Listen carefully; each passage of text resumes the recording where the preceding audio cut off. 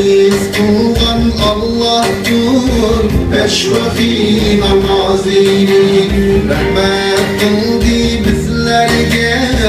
Bu ulug ibadetini Perhiz kılgan Allah'tur Eşrefi namazini Rahmet kıldı bizlerge Bu ulug ibadetini Müslümanlık belgimiz beş namaz hakikattur Cennetimiz aşkçı hüccetimiz namazdır La ilahe illallah Muhammed Resulullah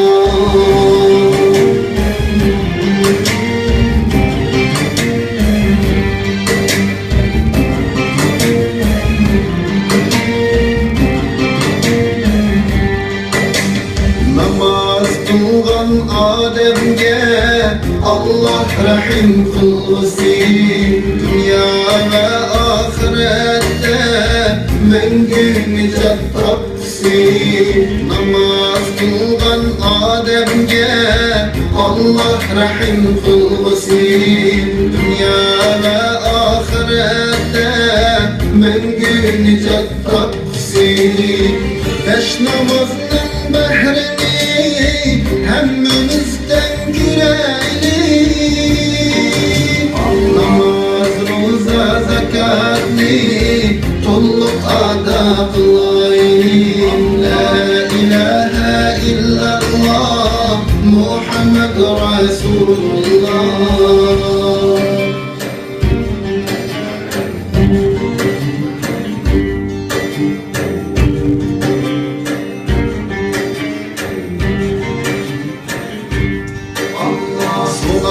Surat bizlerge namaz bilen başlanır Namazı yok ademler cehennemge taşlanır Surat bizlerge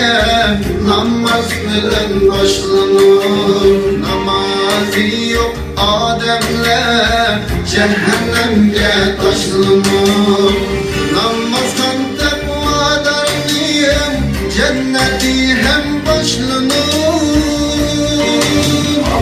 Gülüm kıyamet gününün başlanış alametıdır La